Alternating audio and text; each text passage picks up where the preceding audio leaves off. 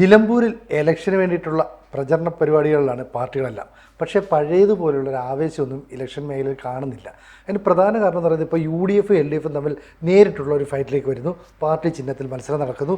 ഇവിടെ അൻവർ എന്ന് പറയുന്നത് ഒരു കിങ് മേക്കർ ആണെന്നൊക്കെ എല്ലാവരും കരുതി. പക്ഷേ ഒരു ബിഗ് സീറോയിലേക്ക് അൻവർ മാറുന്നു എന്നൊരു സംശയം നിലമ്പൂരുകാർക്ക് മാത്രമല്ല കേരളീയ ജനതയ്ക്ക് മൊത്തം ഉണ്ടെന്ന് പറഞ്ഞാൽ സാർ എങ്ങനെ ഒന്ന് കാണും?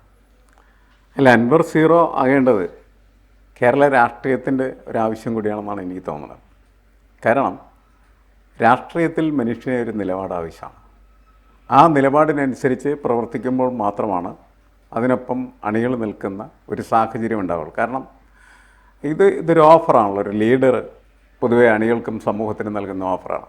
ഞാൻ ഇന്ന രീതിയിലാണ് പ്രവർത്തിക്കുന്നത്, അതിൻ്റെ ഗുണങ്ങൾ ഇന്ന രീതിയിൽ സമൂഹത്തിനുണ്ടാകും. ഈ ഒരു പ്രതീക്ഷയും പ്രത്യാശയും ഒക്കെയാണ് സാധാരണ രീതിയിൽ ഒരു പാർട്ടിയുടെ നേതാവിൻ്റെ പിന്നാലെ അണികളെ ഈ ഘോഷയാത്ര പോലെ ഇങ്ങനെ കൊണ്ടുപോകുന്നത്.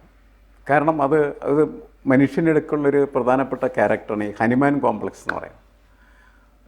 നേതാവിൻ്റെ പിന്നെ വാലായിട്ട് കുറേ ആൾക്കാർ നമ്മൾ കണ്ടല്ലോ. കോൺഗ്രസ്സുകാരാണ് അത് ഏറ്റവും കൂടുതലായിട്ട് പ്രകടമായിക്കൊണ്ടിരിക്കുന്നത്. ആ നേതാവ് ഒരു പറ്റ ആളുകളും കൂടി ഇങ്ങനെ ഒഴുകുന്നതായിരിക്കും ഏത് സമയത്തും നമ്മൾ കാണുന്നത്. അപ്പോൾ അത് ഒരുതരം ഹനുമാൻ കോംപ്ലക്സാണ് ശരിക്കും പറഞ്ഞത്. അത് മനുഷ്യർക്കുണ്ട്. അതുകൊണ്ടാണ് യുവന്മാർക്കൊക്കെ ഇങ്ങനെ നേതാവായിട്ട് നടക്കാനായിട്ട് പറ്റുന്നത്. വളരെ കൃത്യമായിട്ട് ആശയപരമായി പ്രത്യയശാസ്ത്രം എന്നാണ് നമ്മൾ സാധാരണ പൊളിറ്റിക്സിലതിന് ഉപയോഗിക്കുന്നതായിട്ടുള്ള വാക്ക് എന്ന് പറയുന്നത്. യഥാർത്ഥത്തിൽ ഈ പ്രത്യയശാസ്ത്രം എന്ന് പറയുന്നത് എന്ന് വെച്ചാൽ ഒരു പാർട്ടിയുടെ ഐഡിയോളജി, രാഷ്ട്രീയം അതെല്ലാം കൂടി കൂടിക്കലരുന്ന ഒരു പ്രത്യേക സംഭവമാണ്. ശരി, അത് ഇവർക്ക് ആർക്കുള്ളത്? ഇവർക്കെന്നല്ല, ഇപ്പോൾ കേരളത്തിലൊരു രാഷ്ട്രീയ പാർട്ടിയും അങ്ങനെ പ്രത്യയശാസ്ത്രമൊന്നും മുന്നോട്ട് കൊണ്ടുപോകുന്നില്ല. എല്ലാവർക്കും ഒരു കാര്യം പറയാനുള്ളൂ, വികസനം. വികസനത്തിൻ്റെ വക്താക്കളായിട്ടാണ് ഇവരെല്ലാവരും വരുന്നത്. അൻവർ പക്ഷേ കഴിഞ്ഞ കുറേ നാളുകളായിട്ട് എല്ലാ ദിവസം പറയുന്ന അഭിപ്രായങ്ങൾ ഇങ്ങനെ മാറ്റി പറഞ്ഞുകൊണ്ടിരുന്നത്. ഇന്ന് പറയുന്നത് നാളെ പറയില്ല, നാളെ പറയുന്നത് മറ്റന്നാൾ പറയില്ല. അങ്ങനെ മാറി ഇതാണ് രാഷ്ട്രീയം എന്ന് അയാൾ കേരളത്തെ പഠിപ്പിച്ചുകൊണ്ടിരിക്കുന്നത്. ആളുകൾക്ക് ഇതിൽ കൂടുതൽ മടുപ്പ് എങ്ങനെ ഉണ്ടാവും? മടുപ്പുണ്ടാക്കാൻ വേണ്ടി മാത്രമാണ് ഈ മനുഷ്യനിങ്ങനെ നിരന്തരമായിട്ട് എല്ലാ ദിവസവും വന്നിരുന്ന് വർത്തമാനം പറഞ്ഞുകൊണ്ടിരിക്കണമെന്നാണ് എനിക്ക് തോന്നുന്നത്. ശരി, ഇപ്പോൾ നമുക്കത് കാണാനായിട്ട് പറ്റി. പക്ഷേ എലക്ഷൻ ഡിക്ലെയർ ചെയ്യുന്ന ഒരു സമയമുണ്ടല്ലോ, അന്ന് പക്ഷേ അൻവറിന് കുറച്ച് പ്രാധാന്യവും പ്രാമുഖ്യവും പ്രത്യേകിച്ച് വാർത്താ ചാനലുകൾ നൽകിയിരുന്നു. കാരണം അൻവർ എവിടെ നിൽക്കുന്നു എന്നുള്ളത് ഈ തെരഞ്ഞെടുപ്പിനെ ബാധിക്കാൻ സാധ്യതയുള്ള ഒരു ഫാക്ടറാണെന്നുള്ള വിലയിരുത്തലിൻ്റെ അടിസ്ഥാനത്തിലാണ് ആ പ്രാധാന്യം ലഭിച്ചിരുന്നത്. പൊതുവെ ഒരു ധാരണ എന്ന് പറയുന്നത് തെരഞ്ഞെടുപ്പ് വരുമ്പോൾ UDFിനൊപ്പം അൻവർ നിന്ന് LDFിനെ തോൽപ്പിക്കും, LDFിനെ തല്ലിക്കൊല്ലും എന്നാണ് നമ്മൾ പൊതുവെ കണ്ടിരുന്നതും കേട്ടിരുന്നത്. പക്ഷെ സംഭവമൊക്കെ മാറി. കാരണം UDFായിട്ട് അദ്ദേഹം നടത്തിയ സംഭാഷണങ്ങളിൽ അദ്ദേഹത്തിൻ്റെ ആഗ്രഹങ്ങളൊന്നും സാക്ഷാത്കരിക്കാൻ അല്ലെങ്കിൽ സാധിച്ചു കൊടുക്കാനായിട്ട് UDFിന് പറ്റില്ല. കാരണം 3 നിയമസഭാ സീറ്റുകളാണ് അദ്ദേഹം ചോദിച്ചത്. അല്ലെങ്കിൽ അദ്ദേഹത്തിൻ്റെ അനുയായികൾ ഇപ്പോൾ നമ്മൾ പറഞ്ഞ 3 കൊടുക്കാം എന്ന് പറഞ്ഞിരുന്നു എന്നാണ് പറയുന്നത്. പക്ഷേ ഇദ്ദേഹത്തിന് ജയിക്കാൻ പറ്റുന്ന പ്രധാനപ്പെട്ട ഒരു നിയോജകമണ്ഡലത്തെ സംബന്ധിച്ചുള്ള തർക്കങ്ങളൊക്കെയാണ് ആദ്യ ഘട്ടത്തിൽ അത് അകറ്റിക്കൊണ്ടുപോയി. പിന്നെ അവർ തമ്മിൽ വർത്തമാനങ്ങൾ, പ്രശ്നങ്ങൾ, തർക്കങ്ങൾ, അല്ലേ, ആരോപണങ്ങൾ പ്രത്യാരോപണങ്ങളൊക്കെ വന്ന് UDFും അതേപോലെ തന്നെ LDFും തമ്മിലുള്ള സ്പർദ്ധയേക്കാൾ ശക്തമായിട്ടുള്ള ഒരു സ്പർദ്ധ UDFും അൻവറും തമ്മിലുണ്ടായി. പക്ഷേ ഈ UDF നേതാക്കൾ പറയുന്ന ചില കാര്യങ്ങൾ നമ്മൾ അംഗീകരിക്കണം. കാരണം അൻവർ ആരാണ് UDFിൻ്റെ കാര്യത്തിൽ ഇടപെടാൻ? തനിക്ക് താല്പര്യമുള്ള നേതാവിനെ അവിടെ സ്ഥാനാർത്ഥിയാക്കണം, താൻ വിചാരിക്കുന്ന കാര്യങ്ങൾ നടക്കണം, താൻ ഇങ്ങനെ ചെയ്യണം. ഇങ്ങനെ ഇത് തന്നെയാണ് കോൺഗ്രസിൻ്റെ മുതിർന്ന നേതാക്കൾ VD സതീശനായാലും രമേശ് ചെന്നിത്തലായാലും ഒക്കെ തുറന്നു പറഞ്ഞത്. അവിടെയാണ് അൻവറിന് അടിപതറിപ്പോയത്. അങ്ങനെ അല്ല, അൻവറിന് അടിപതറി എന്ന് പറഞ്ഞാൽ അൻവർ ഇതാണ്. അൻവറിന് അധിക പ്രസംഗമാണുള്ളത്. അൻവർ വിചാരിക്കുന്നതാണ് ശരി, അൻവർ മാത്രമാണ് ശരി എന്ന് അൻവർ ഇങ്ങനെ വിശ്വസിക്കുകയും. കാരണം എന്താണെന്ന് വെച്ചാൽ പിണറായി വിജയനെതിരെ ശക്തമായിട്ട് പലതരം ആരോപണങ്ങളുമായിട്ട് ഇയാൾ മാധ്യമങ്ങളുടെ മുന്നിൽ വന്നപ്പോൾ വലിയ തരത്തിൽ അദ്ദേഹത്തിന് സ്വീകാര്യത ലഭിച്ചു. അതാണ് പ്രശ്നം. അടിത്തറ അവിടെയാണ് ആരംഭിക്കുന്നത്. അതിൻ്റെ കാരണം എന്താണെന്ന് വെച്ച് കഴിഞ്ഞിട്ടുണ്ടെങ്കിൽ ഒന്ന് CPMനകത്ത് തന്നെ പിണറായി വിജയനൊപ്പം നിൽക്കുന്നതായ P ശശി അടക്കമുള്ളതായിട്ടുള്ളൊരു ലോബി ഉണ്ടല്ലോ. ആ ലോബിയോട് ഇഷ്ടമില്ലാത്തതായിട്ടുള്ള ഒരുപാട് ആളുകൾ CPMനകത്ത്. അപ്പോൾ അവർ പറയാൻ ആഗ്രഹിച്ച കുറേ കാര്യങ്ങളൊക്കെ എന്ത് ചെയ്യുന്നു, അൻവർ പറയുന്നു. ഒരിടയ്ക്ക് എന്താണ് ജലീൽ പോലും അൻവറിനൊപ്പമാണെന്നൊക്കെ പറഞ്ഞിട്ടുള്ള വാർത്തകൾ, എന്തൊക്കെ ചെയ്ത് വാർത്തകളാണ് വന്നിരുന്നത്. അപ്പോൾ ആ സമയത്ത് അൻവർ പതുക്കെ ഒരു ഹീറോയിക് ടച്ചോട് കൂടിയായിരുന്നു നമ്മളുടെ വാർത്താ മാധ്യമങ്ങളുടെ മുമ്പിൽ ഇങ്ങനെ എല്ലാ ദിവസം പ്രത്യക്ഷപ്പെട്ടുകൊണ്ട് ആളുകളൊക്കെ ഇങ്ങനെ കൈയടിക്കാനൊക്കെ തുടങ്ങി. വലിയ ആൾക്കൂട്ടങ്ങൾ വന്നു. പിന്നെ അയാൾ രാജിവെക്കുമെന്ന് പറഞ്ഞു.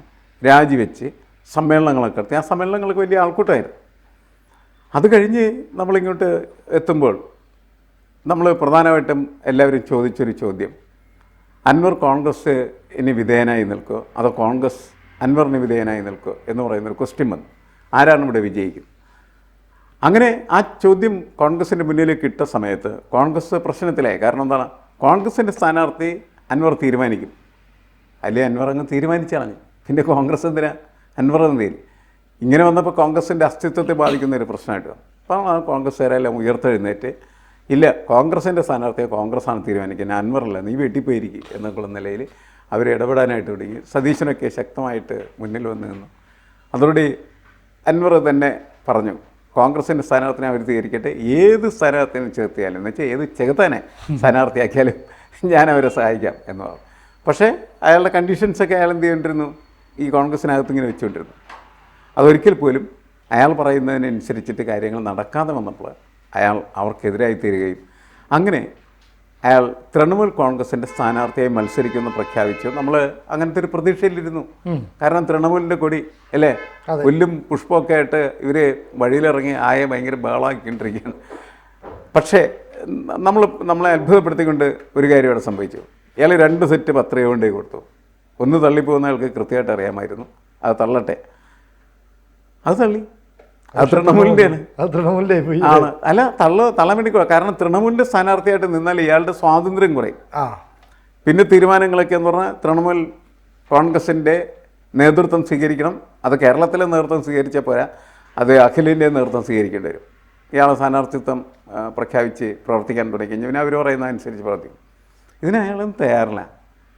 ഇയാളൊന്നിനും തയ്യാറില്ല. ഇയാൾ പറയുന്ന അവരെ എല്ലാവരും കേട്ടുകൊള്ളണം എന്ന നിലയ്ക്ക് ഇയാൾ കേരള രാഷ്ട്രീയത്തിന് ഒരു അധികപ്പറ്റായി മാറി. അധികപ്രസംഗി മാത്രമല്ല, അധികപ്പറ്റുമായി മാറി.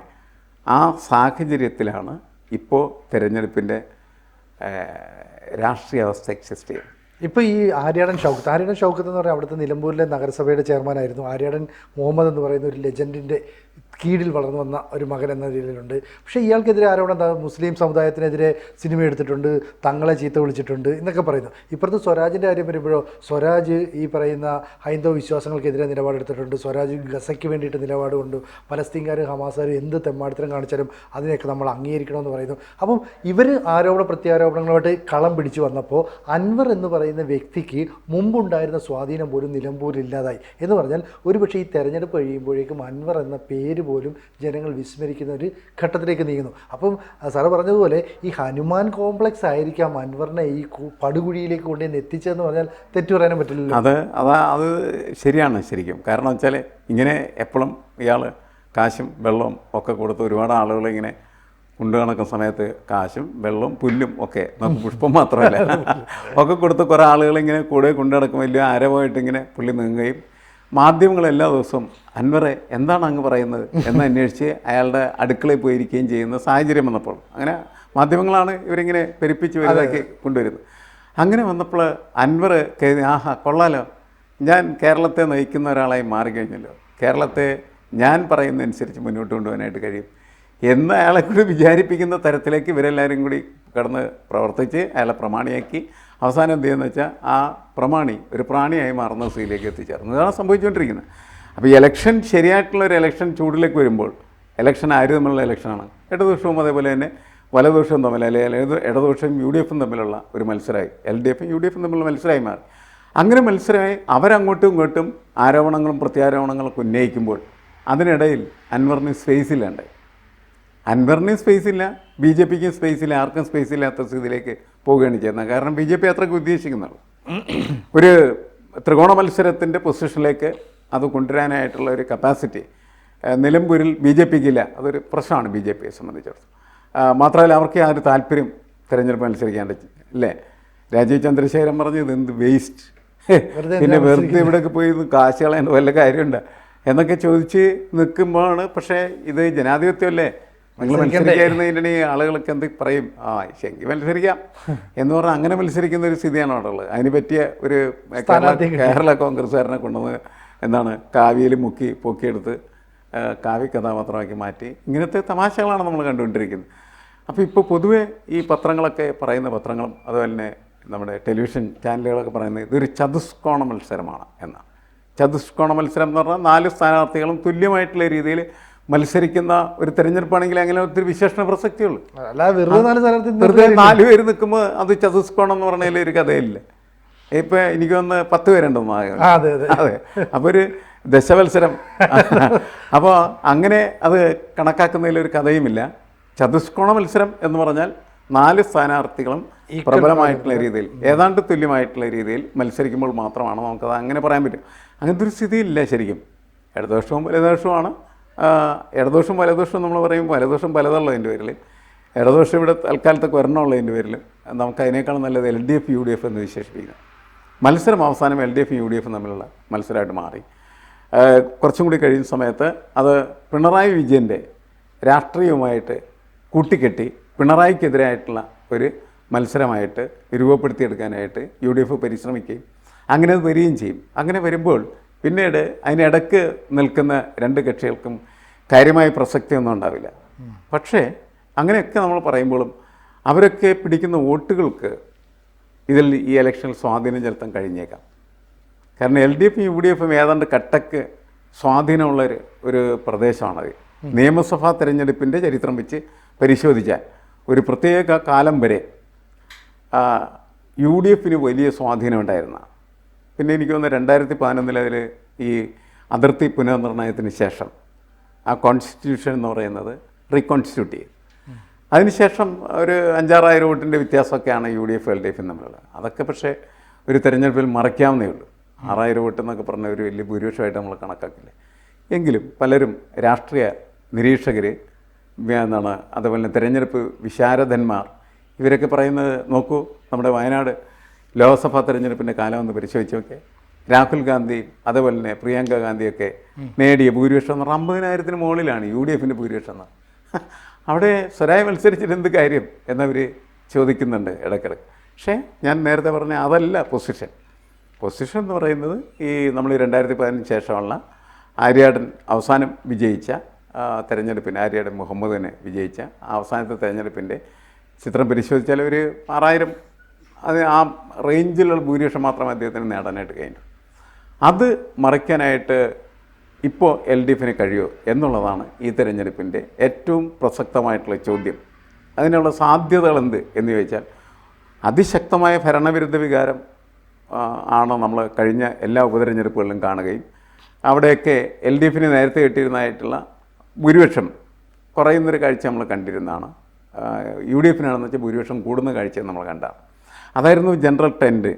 ആ ട്രെൻഡ് പക്ഷേ ഇവിടെ ആവർത്തിക്കപ്പെടാനുള്ള സാധ്യത കുറഞ്ഞു. കാരണം എന്ന് വെച്ചാൽ തെരഞ്ഞെടുപ്പിൽ വിഷയം മാറിപ്പോയി. വിഷയം മാറുകയും തെരഞ്ഞെടുപ്പിൻ്റെ ചർച്ചയിൽ ഇത്രയും ദിവസം അടയിരുന്നത് അൻവറായിരുന്നു എന്നുള്ള. അതുകൊണ്ട് അങ്ങനെയാണ് ആ വിഷയങ്ങളൊക്കെ കൂടിക്കലർന്ന് കിടന്നത്. ഇനി അത് തിരിച്ച് പൊളിറ്റിക്കൽ ഡിസ്കഷനിലേക്ക് വരാനുള്ള സമയമുണ്ടോ എന്ന് ചോദിച്ചാൽ വളരെ കുറയുള്ളൂ അല്ലേ. ഇപ്പം ഇന്ന് കഴിഞ്ഞാൽ പിന്നീട് നമുക്ക് ഒരു 12 ദിവസം വേണമെങ്കിൽ കിട്ടാം. 12 ദിവസം കൊണ്ട് ഒരു ട്രെൻഡ് മേക്കിംഗ് പ്രോസസ്സ് എന്ന് പറയുന്നത് അസാധ്യമാണ്. അപ്പോൾ പ്രത്യേകിച്ച് ട്രെൻഡ് ഉണ്ടെന്നല്ല, ആൾക്കാർക്കാണെങ്കിൽ വെച്ചാൽ യാതൊരു താല്പര്യമില്ല ഈ തെരഞ്ഞെടുപ്പിൽ. അതുകൊണ്ടൊക്കെയാണ് സിനുജി തുടങ്ങുന്ന സമയത്ത് ചോദിച്ചില്ലേ, അവിടെയൊക്കെ ആളുകൾ ഇത് വളരെ വിരസമായിട്ടാണ് അതിനെ സ്വീകരിക്കുന്നതും കാണുന്നതും എന്നാണ്. അത് ശരിയാണ്. ആര് സ്ഥാനാർത്ഥിയാവും, അതേപോടൊപ്പം തന്നെ അൻവർ എവിടെ നിൽക്കും, എന്തായിരിക്കും എന്നൊക്കെയുള്ളതിൽ ചില ഉത്കണ്ഠകളും ആകർഷമുള്ളതുണ്ടായിരുന്നു. ആ ഉത്കണ്ഠയും ആകാംക്ഷയൊക്കെ ഏതാണ്ട് ഇപ്പോൾ അസ്തമിച്ചു. ഇപ്പോൾ വീണ്ടും ശരിക്കും സാധാരണ രീതിയിലുള്ള തിരഞ്ഞെടുപ്പ് ഗോതയായത് മാറും. പക്ഷേ അവിടെ വേണ്ടത്ര ശക്തി പ്രാപിക്കുന്ന തരത്തിലേക്ക് പ്രചരണം നടത്താനോ ആൾക്കൂട്ടങ്ങളെ ആരവങ്ങളാക്കി മാറ്റാനൊന്നും പറ്റുന്ന തരത്തിലേക്ക് എത്താൻ കഴിഞ്ഞിട്ടില്ല യഥാർത്ഥത്തിൽ ഇരുമുന്നണികൾ തമ്മിലുള്ള ഈ മത്സരം എങ്ങനെ പോവും എന്നുള്ളത് ഇപ്പോൾ തൽക്കാലത്തേക്ക് ആർക്കും ഉറപ്പില്ലാത്ത തരത്തിലേക്കുള്ള കട്ടക്കുള്ള മത്സരം പോലെ പോവുകയാണ് ചെയ്യുന്നത്. നമുക്കൊരു നിഗമനത്തിന് പ്രസക്തിയില്ലാത്ത സമയമാണ് ഇപ്പോൾ ശരിക്കും പറയാം. കുറച്ച് ഒരു 3-4 ദിവസം കഴിഞ്ഞാൽ ചിലപ്പോൾ ട്രെൻഡ് കുറച്ചും കൂടി നന്നായിട്ട് മനസ്സിലാകും. ഇപ്പോൾ പക്ഷേ ജനങ്ങൾക്ക് പോലും യാതൊരു താല്പര്യമില്ല. അതാണ് സംഭവിച്ചത്. ആകെ സംഭവിച്ചേക്കണത് ഈ മാധ്യമങ്ങളുടെ താല്പര്യങ്ങൾ എന്ന് പറഞ്ഞാൽ നേരത്തെ ഞാൻ പറഞ്ഞ പോലെ അൻവർ എവിടെ, എന്ത് ചെയ്യും എന്നൊക്കെയുള്ള ഒരു ഉത്സുകത ഉണ്ടായിരുന്നു. അപ്പോൾ അതൊക്കെ മാറി. അതൊക്കെ അവസാനിച്ചു, എല്ലാം തീർന്നു. അപ്പോൾ ഇപ്പോൾ കൗതുകങ്ങളില്ലാത്ത ഒരു തെരഞ്ഞെടുപ്പ് അത് മാറി. LDF UDF ജയിച്ചേക്കാം എന്നുള്ള സ്ഥിതിയിലേക്ക് കാര്യങ്ങൾ എത്തിയെന്നുള്ളതാണ് പ്രശ്നം. കൂടുതൽ വാർത്തകളും വിശേഷങ്ങളും നിങ്ങളിലേക്ക് എത്താൻ ABC മലയാളം സബ്സ്ക്രൈബ് ചെയ്യുക, ബെൽ ബട്ടണും അമർത്തുക.